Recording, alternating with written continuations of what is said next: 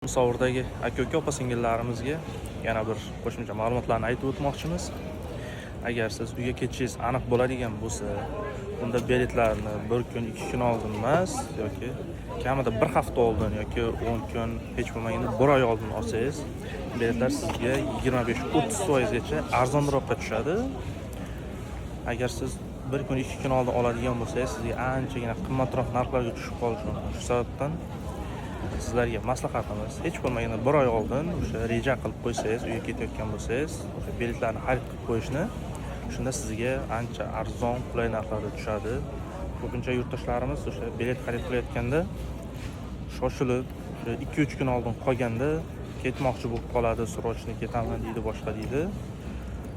Shunaqa holatlarda bilet ancha qimmat bo'ladi, topilmay qoladi, tugab qolgan bo'ladi yoki narxlari slishkam bir 40 ming, 50 ming rublgacha olib ketib qoladi.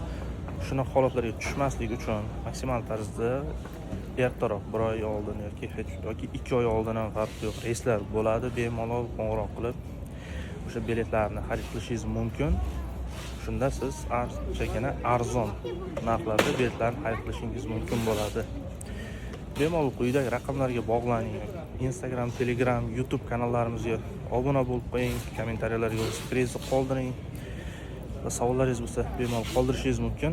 Biz javob beramiz va eng qulay narxlardagi biletlarni ham o'sha kanallarimizga yuklab boramiz.